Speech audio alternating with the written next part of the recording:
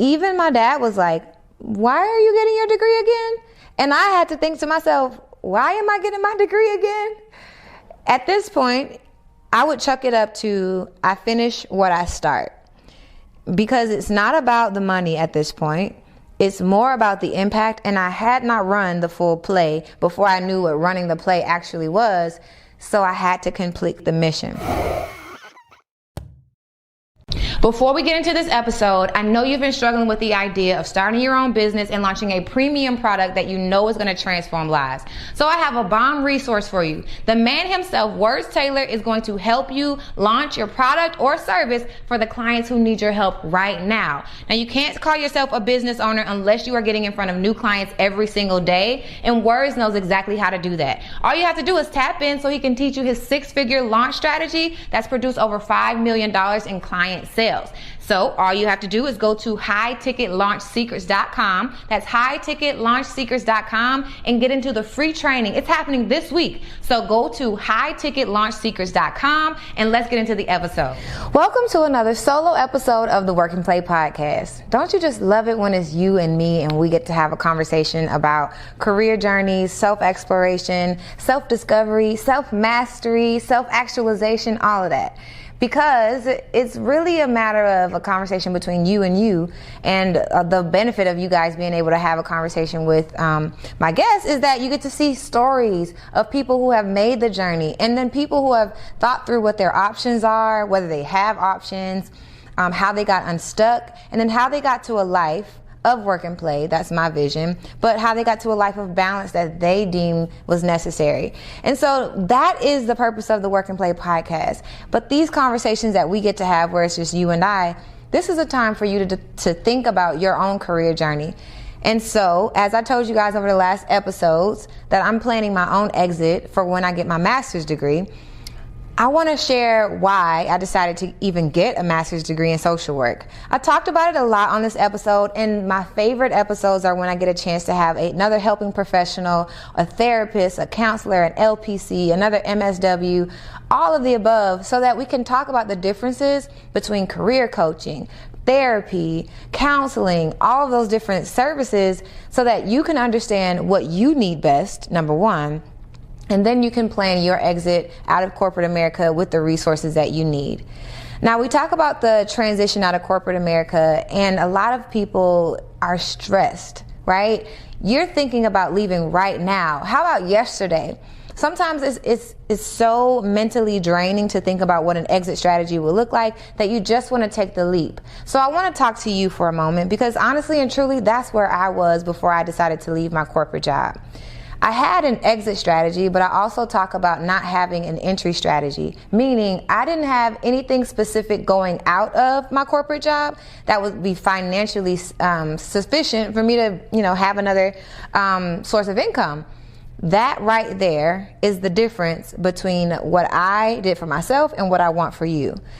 Now, I say all that. At the same time, when I go back to my search history back in 2017, I want to say everything that I searched on YouTube was about quitting a job with no plan, quitting a job after corporate, all of these different search terms. And so I know you might be in the same place where you just want to know, how do I quit and how will I be okay? So if that's you, then let's talk about it. We can also talk about how to create an exit strategy here in 2022 so that you can set yourself up for success. But first of all, let me go back to why I decided to get a master's degree in social work.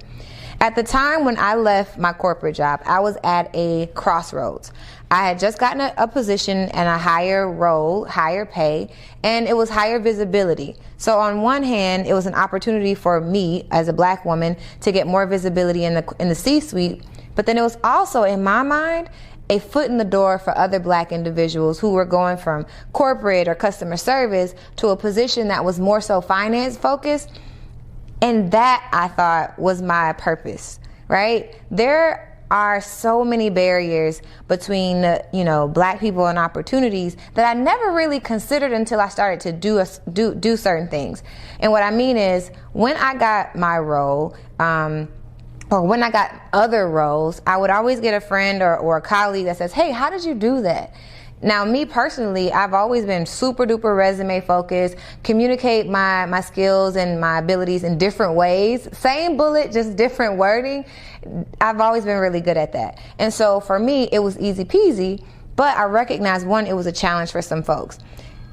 So on one hand, I had gotten this role that was high visibility, great opportunity for me, and I thought it was a foot in the door for my race, honestly and truly.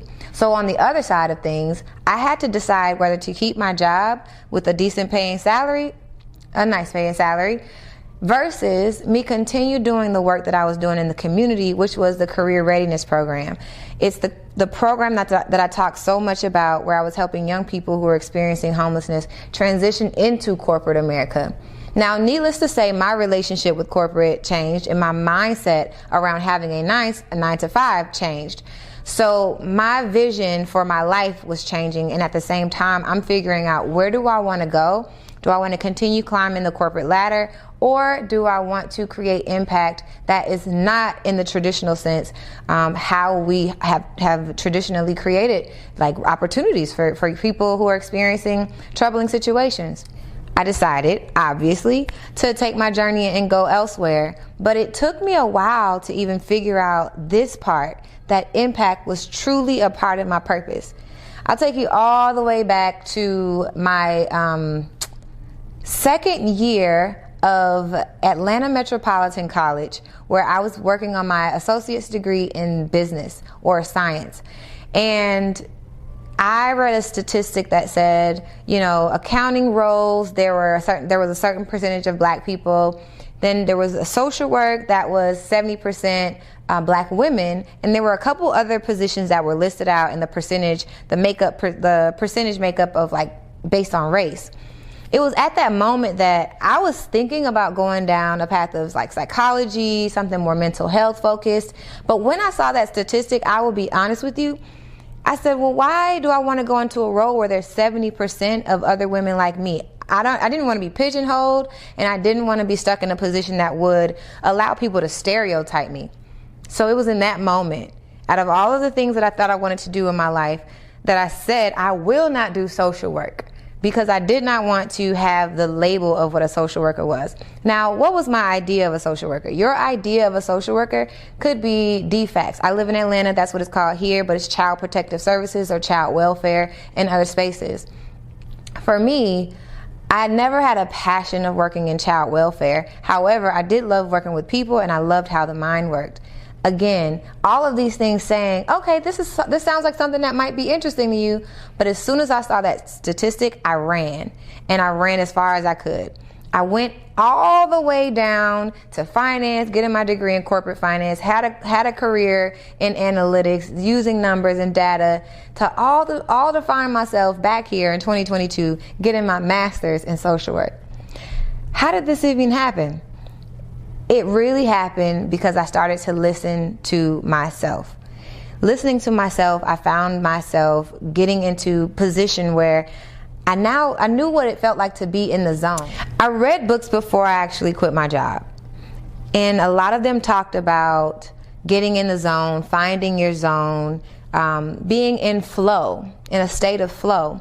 Well, while I got a chance to conduct and facilitate the career readiness program, there were so many times where I was speaking off my heart, and days later or months later, I would have a young person come up to me and say, hey, Miss Ari, which is not because I said call me Miss Ari. Miss Ari, like what you said really, really impacted me, or I used that in an interview and it really helped me. And here I am thinking, I'm just talking off the top of my heart, right? Not my head, but my heart. And I was living in the moment. I was super present. I wasn't overthinking it. I didn't have anxiety when I was doing the work. I knew what I was talking about, and it was proving to be effective. So in this moment, I'm circling back to an opportunity where all I'm doing, and I say all I'm doing, but all I'm doing is giving back. This goes back to an episode, and I mentioned it, so I'll talk about it briefly, but there's something you're doing right now that you're really, really good at, that creates so much impact that people really, truly benefit from, but you consider it as I just do this, I just do that. And you're discrediting your skill sets, your talents, and your gifts. This is probably a moment where you need to take a moment, write it down, and ask yourself, why can't I go for it all out?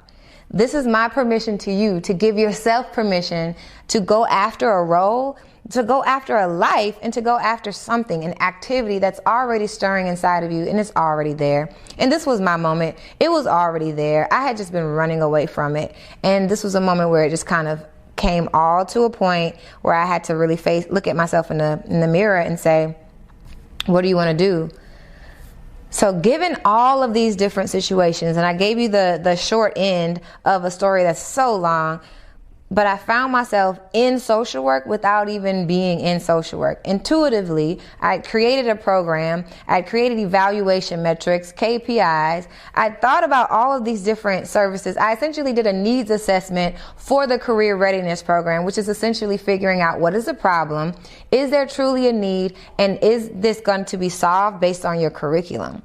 Creating a curriculum, identifying volunteers, creating the program, and allowing it to be scalable so that we can build it from Atlanta to LA and New York.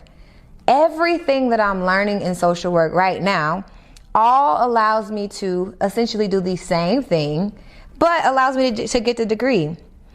And this is where we need to talk about the degree. When I say that I left without a strategy, like an entry plan, my strategy to leave corporate America and make sure that I would still be financially stable was to get a degree. I think that there was for a long time shame in that decision, because here I am leaving one institution to go to a completely other institution, and I'm creating the same problem that already existed in the environment that I was in before. The fact that I didn't necessarily have a lot of exposure to entrepreneurs before I made the decision is probably why I decided to move forward with education. And I think that in order for you to move forward in a way that is ordered a little bit different than mine, I need you to think about what is it truly that you want to do, and identify someone who's currently doing that thing. My decision to leave corporate America was not because I wanted to be an entrepreneur. It was so that I could create more impact. And up until that point, I was the only person in my peer review who was doing the thing that I wanted to do. And so I'm following my own instincts. And that will happen to you if you decide to go down your journey of self-actualization on your own. But if you have the time, the wherewithal to find someone who's doing the thing that you want to do, you can save yourself a lot of heartache and pain simply by figuring out what's the best way to do something from hearing someone else. Now, if you've ever done a career program, or you've ever gone to your counselor, your career counselor at your university, these are called informational interviews. So chances are you've already had several interviews with a colleague or someone in your company. And so now is the time for you to do that outside of your organization. While you're in your corporate job, you can literally use LinkedIn to find anyone. And the fact that you already have a position and that you're not looking for another job is going to help you with not feeling like you're just reaching out to somebody just for a job. Reaching out to people and understanding what their life looks like. How did they get to where they are today? That's going to be all the exploration you need before you actually take that leap. Now, given the fact that I did not have an entrepreneurial endeavor before I left, I'm going to help you understand what it took for me to actually figure out that entrepreneurship is actually where I want it to be. The top 3 responses that I get when I ask, why do you want to leave corporate America, are that you want financial freedom, you want to own your own time, and you want to build a legacy for this generation and generations to come. Now, this is not a solo job. In order to transition from your 9-to-5 into entrepreneurship, it's going to take community and it's going to take resources. And I've created the community of pioneers who are going to wrap around you and help you make that transition successfully. So if you're interested in leaving your job, go ahead and click that information below. Let's get into the community and let's transition from your 9-to-5 into entrepreneurship successfully. Now let's get back to the episode. When I left my job, I was knee deep in launching the program from Atlanta to LA and New York. And it just so happened that I work for an airline. So while I quit, I also had the opportunity to still run the program using the benefits that I had because I was on leave instead of quitting. Because I was on leave, I flew to New York, I flew to LA. I spent all of my time after leaving dedicating my life to this program. And so I was tunnel vision on expanding the program that was for my old company, and it did so well. It fed my soul. It literally was everything that I wanted. The only thing is that I wasn't getting paid for it. So at the end of the program, we had several graduates, and some had even gotten jobs at the actual company. And so I'm feeling like a success. I had one foot into freedom and one foot into my old company because I was on leave. So a year into the position, I hadn't really thought about what my next step was going to be. I just knew that I had to get paid for it. I was coming down to the really like the bottom of my energy, getting right close to burnout, which burnout in corporate and then burnout in social work is completely different. As you're burning out in corporate America, you're going, you're draining energy, you're on these projects that may or may not be overexerting your bandwidth. You might be working on multiple projects at the same time. When you're a social worker, and I'll speak for myself, I'm pouring into individuals. I enjoy the work that I do, but there comes a time where you don't have anything left to pour, monetarily and energy-wise. So I got to a point a year after I left my job where I am really out of energy, out of a lot of the positive, influence that I used to have when I was a corporate employee. And I'm starting to think about what is my life going to look like, because my bills are, I'm about to be facing my bills. Now, at the time I was dating someone, and he was definitely supporting me during this time, monetarily as well as emotionally. Having someone there in the journey definitely was helpful because I wasn't alone. And so I want you to think about the people who you have surrounding you right now. One of the things that I don't want you to do when you leave your job is jump out without any resources. So while monetary resources is huge, human connection is also huge. So identify in your circle right now who supports you, who pushes you, who motivates you, and who discourages you.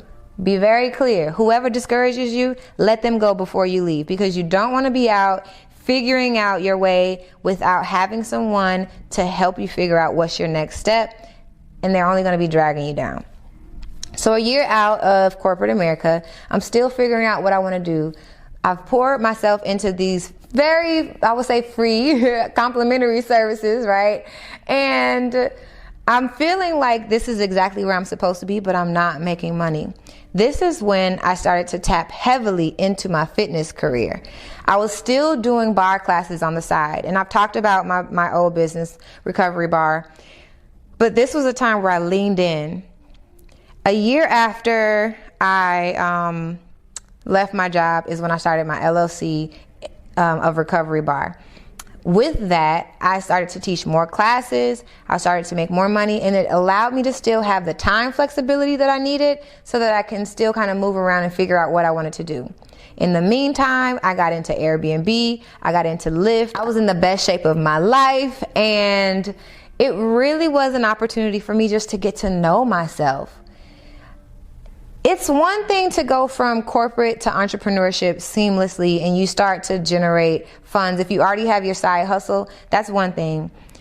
But to give yourself time to explore yourself, especially if you're like me, who has spent your entire life working for a job since 16, going to college, getting the degree that you're supposed to get, getting the job that you're supposed to get, but not experiencing life as it is, and even tapping into your gifts. The second year after quitting my job was all about getting to know me. So as I got to know me, I got to see myself in the fitness arena. I got to see myself instructing classes. I got to learn what it was that I liked about fitness and what it was that I did not like about fitness. I even got a chance to make money and be free and flexible with my own time, which was really a great learning experience for me to understand who I am at the core. So I encourage you that if you are interested in a couple things right now, then try it right now. I can't say it enough, but you don't have to wait until you have, you're up against their back is against the wall and you don't have any opportunities. You just kind of like exploring. You don't have to do it the way that I did it. Now, if you do it the way that I did it, you'll still be fine. And I'm here to tell you, you will still be fine. But if you don't want to put yourself in a position where you're exploring without a source of income, why don't you just start now? You honestly have nothing to lose. So fast forward, I find this wonderful group called the Morning Meetup. Now, I don't even know how specifically I found them, but I think it was through David Shan's podcast, the Social Proof podcast.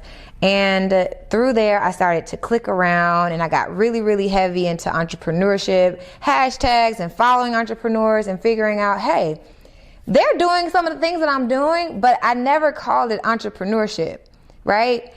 At the same time, I had already started my degree in social work, but I want to say Corona happened maybe my second semester. And so I had one real semester of being a real life student, and I had plans. I had plans on leveraging my degree. Matter of fact, I want to go there because as it relates to my strategy, what I thought I needed to do was go back to the drawing board. I had spent a lot of time developing a skill set in data analytics, but I never felt extremely proficient in that skill set. I felt like it was something I was good at, I was trained at, but it definitely wasn't a passion. I wasn't the best at it, and I never really felt the desire to be innovative in like analytics. It was just a skill set. So when I think about, thanking God, something I'm grateful for, I'm glad that I was tooled with the skill set. I just think that channeling the skill set was something that I needed to do. So for me, I was very comfortable with starting completely over in a completely different industry. Social work, I had no connections who were social workers. At this time, I went into a field blind, simply off of my research. And some of the connections that I made, I think I might have had maybe one or two conversations with people who were social workers. And obviously in the career readiness program, I'm looking and working alongside social workers. So I also see that side of the work as well. The way that I wanted to utilize my master's degree was to, number one, build my network. And number two, develop the skill sets that I never truly got a chance to develop. Empathy, working with individuals, building curriculum, being able to develop partnerships. And the biggest thing that I wanted to get out of the degree in social work was to be able to communicate the ROI, the return on investment of large corporations investing dollars, large money into nonprofits and into programs that were intended on creating social economic progression. When I say that, I seriously mean it, because many companies will write a big check, but they aren't involved in the intervention. And the intervention, for those who aren't social workers, the intervention is the program. It is, what are you putting in place so that the normal pathway that a person would go through is intervened with a program that you've created so that they can change the trajectory of their life. These are the type of programs that truly make impact. And rather than creating an opportunity where you write a check and you just serve a couple meals, though those volunteer efforts are very useful, skills-based volunteering is extremely impactful, because you have corporate employees who want to create impact, they want to volunteer, and you have resources now to allow them to use their gifts in a way that allows them to serve, be fulfilled, and then go back to the company feeling revived. That is what I wanted to do when I got my degree in social work. And you might not have even known that was a part of social work. When you think of social work, take a moment. What do you think about? You probably already thought about child welfare systems. I already told you that one. Another thing, you might think about your school guidance counselor. You might also just think about a therapist or a counselor. But there are so many other parts of social work that you might not even think about. So here's a quick lesson. I'm not going to spend too much time on this one, but there's micro social work, there's meso social work, and there's macro social work. Micro social work is what you're used to, so I'm not going to spend any time there. Meso and macro social work are more so dealing with the systems that we all play a part in and we have all been exposed to that are creating barriers for vulnerable population. How do you take part in that? Well, for myself, I'm very programs driven, but there could be you could be legislative driven, you could be politics driven, policy driven. You could also be very into public health. So there are people who are interested in sex education and critical race theory and figuring out how can we change the education system from a social work perspective. And this is all macro social work.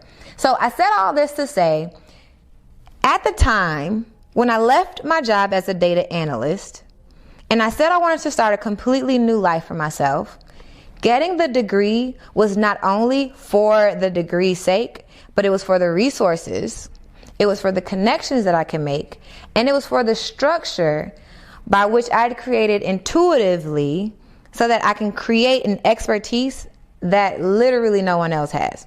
So I thought, you know what? You're going to be a beast. You got this data analytics, you got this social work gift, and now you're going to have this degree, right? The traditional training to be a superhero. And that's what I used to say. I still say this to this day.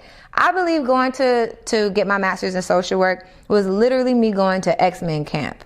And I will always equate your strengths to your superpowers. But in this case, I got to go put myself in an environment so that I could hone my superpowers. The challenge that I found was that by going back to school, it presented the exact same, corporate bureaucracy, red tape, and politics that I thought I was leaving. 1 year into my 3-year master's program, I started my LLC for career coaching.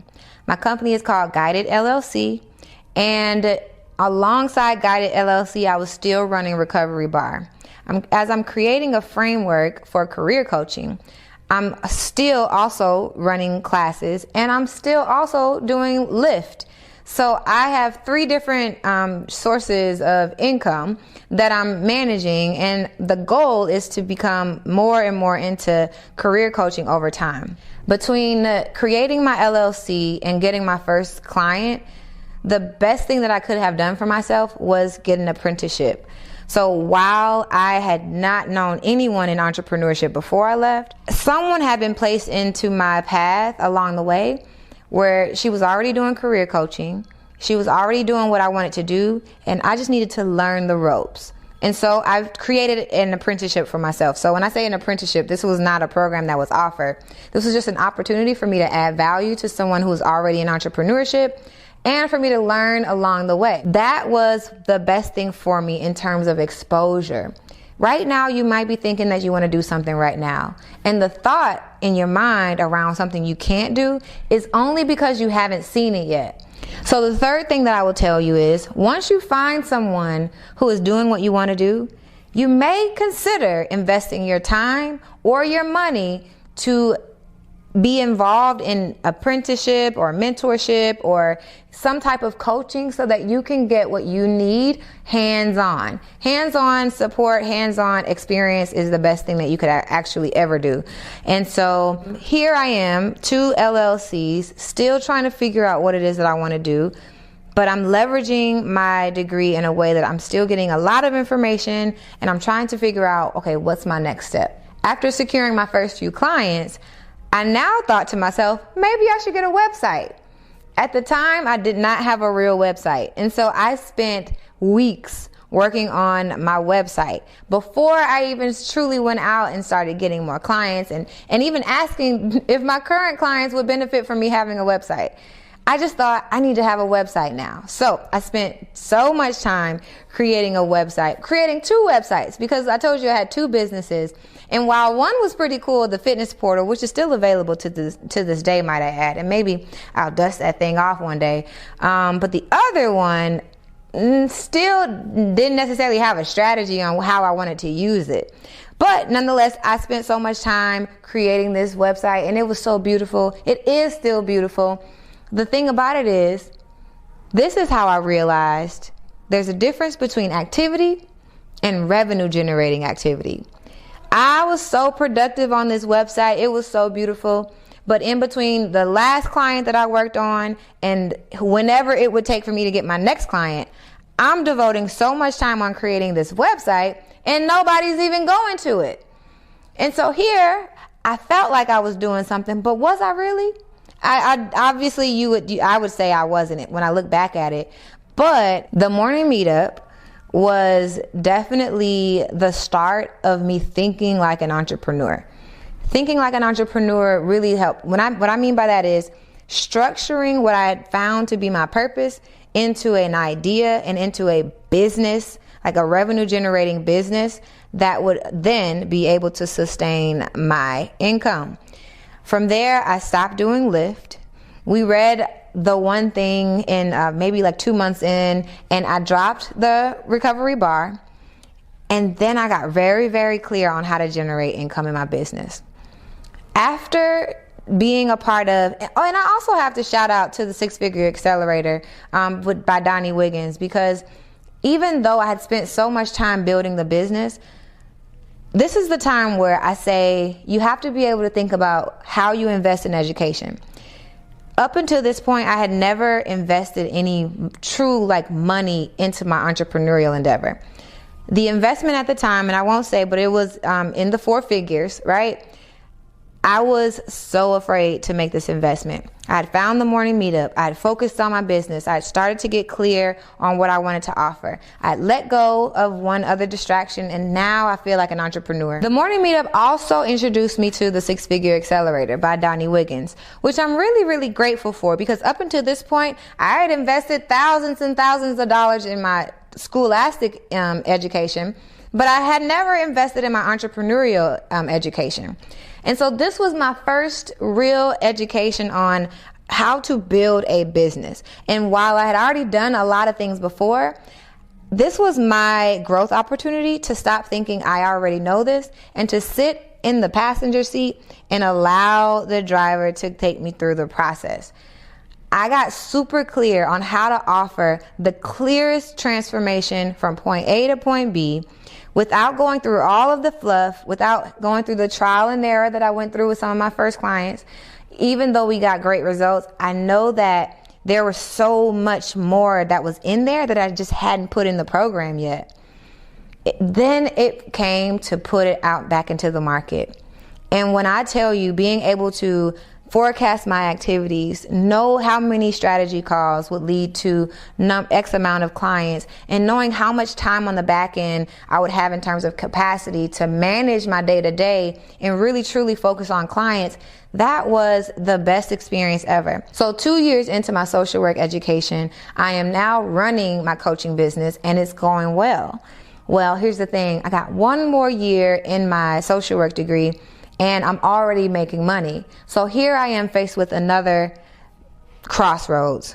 I can continue to make the money that I'm making and then not finish my degree, or I can continue down the path that I'm supposed to be on and allow the money to come to me.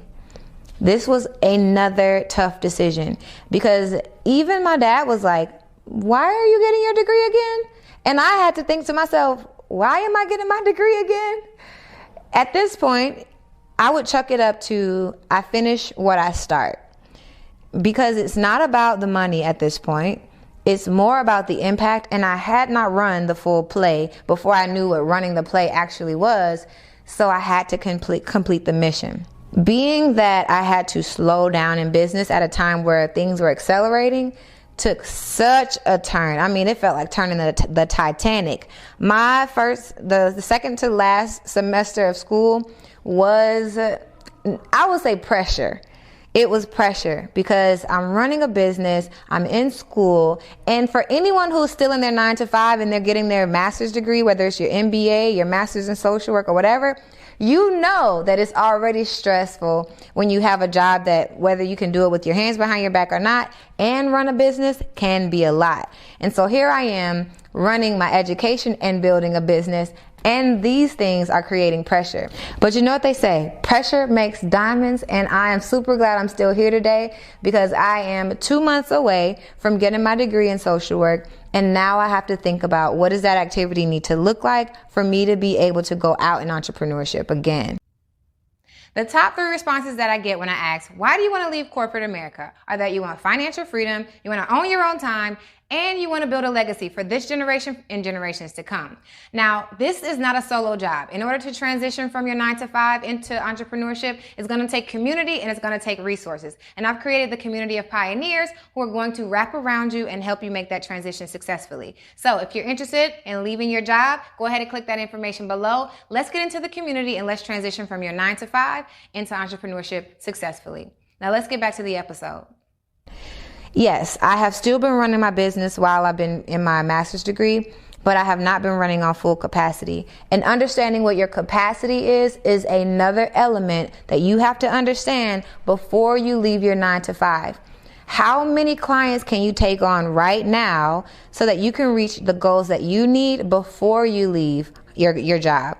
So if you have a goal to make $10,000 a month in your business before you quit your job, how many clients does that take? How much output does that take? How many revenue generating activities do you need to do on a daily basis?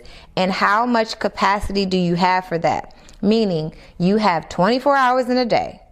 How many of those hours are going to your 9-to-5? And how many of those hours are going to your business?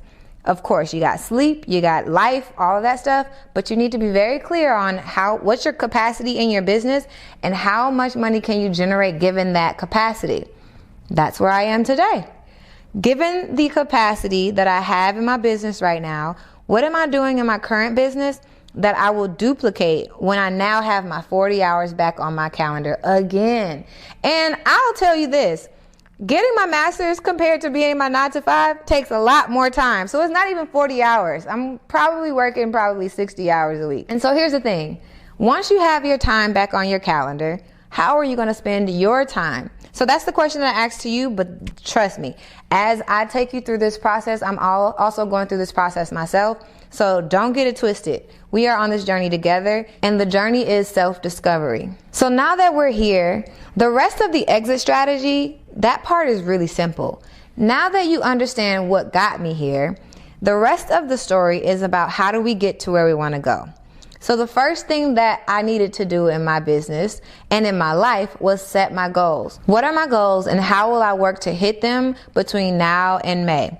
Now in May, that's not the finish line. That's just where the story begins, because at this point it will be the first time that I get uninterrupted time to work on my business and not worry about having to keep my energy low, not bring my business too much. I can press the gas as much as I want. And then we can see how that goes. But as it pertains to building the business back to where it was, even at the highest point since I've been in entrepreneurship, and then exceeding that goal, the first part was creating a revenue goal. Now, I'm not going to share all of my revenue goals or even all of the plans. However, I suggest you sit right here and say, what does my revenue goal need to be in order to A, quit my job, or B, sustain my lifestyle? If you start with sustaining your lifestyle, then remember that time where I said that there was a lot of time I just spent exploring myself? Then perhaps you want to also bake in a year where you are just exploring yourself. There is nothing wrong with exploring yourself. And let me just say, Ariel said that, your gap year is totally fine. You don't have to worry about the stress of communicating I had a gap year or it looking bad on your resume. If you need to take a gap year, take a gap year. And I promise you, once you're ready to create a resume that really communicates the skill sets and the things that you did, unless you plan on spending all 12 months on the couch, I can't help you. But if you intend to use your 12 months to explore yourself, to get into activities, to explore your passions, to really pressure test your gifts, then I promise you we'll be able to create a resume, no problem. So thinking about what your goal is, that's going to be the first thing. Second, identifying your revenue generating activities. What are the activities that are going to get you there? Creating a website without customers going to the website is not revenue generating activity. Reaching out to a client and asking them if they want a graphic design or if they want you to do a logo for them, that is revenue generating activity. Once if you even create a mock-up for someone and say, hey, I have some ideas that I want to share with you, and that's going to convert a client, that's revenue generating activity. But creating, projects on the side, that's your hobby, and hanging it on your wall or posting it on Instagram, those are passive activities. That's not particularly revenue generating activity. Now, someone might come to your Instagram page and they might see the graphics and say, oh, I want you to do business for me or work for me. But that's still passive. Actively reaching out to someone is active. Actively calling someone for support is active. Actively sending someone a mock-up so that they could actually hire you is active. So what are your revenue generating activities? This even goes to you saying, okay, I want to go out and do 5 open mic nights a week. If that's going to be your goal, how much do you need to get paid for those 5 open mic nights a week so that you can actually reach your goal number? So first, identify your goal. Next, identify your revenue generating activity. And then last but not least, I need you to go hard. So figure out, what exactly are you going to be consistent on? How are you going to hit your goal multiple times? If you haven't already thought about it, then I need you to think about this. Do you want to hit your goal multiple times a month, a year, in order to feel comfortable leaving your job? Or do you want to just see that it works 1 or 2 times and then test out your theory moving forward? These are all choices that you can make, but I will say it's better if you allow yourself to hit your goal 3 months in and then make a decision on what you want to do. Your decision might even be 6 months. If you have 6 months of the same income over and over, then chances are once you leave your job, the 7th month, you'll be able to be fine. So I need you to think about, what are your goals? What's your revenue generating activity? And then how are you going to be consistent in that? Creating a business, generating revenue, and then exploring your passion is all that this self-discovery has been about. You can discover yourself without money. It just makes it a lot harder. And because I'm speaking for myself, a Black woman, 31 years old, who has gone through the process of not making money, finding myself, exploring things, doing things for the free ski, doing things for a nice investment, I would just tell you now, it would make a lot more sense if you figured out how to sustain your lifestyle. I heard someone say, how much does your life cost? If you figure out how much your life costs, then you can figure out the business later. But those are the 3 things that you need to create your exit strategy. And those are the 3 things that I'm focusing on in my exit strategy. Hey guys, it's Ariel from the Work and Play podcast. If you're getting any value from this channel, and I mean anything from the tutorials to the podcast to the random videos that you see on this channel, then I just ask that you do one thing. Please subscribe. Subscribe and share this to anyone that you think this resonates with, and drop a comment below so I know what other things that you want to see next. Now let's get back to the episode. So I'm 2 months out. I'll keep you posted along the journey. I'm still on my way to get the master's degree, and I will definitely share photos so that you guys can see what it looks like. I'll even share a couple of my classmates if they're willing to come onto the podcast with me. But I just wanted to let you know, everything is gonna be okay. Whether you take the leap or whether you have it all planned out, your steps are ordered whether you know it or not. The more you know your steps are ordered, the less stress you'll experience. But your steps are ordered nonetheless. So if there's one word of wisdom that I want to share with you today, is everything will be fine.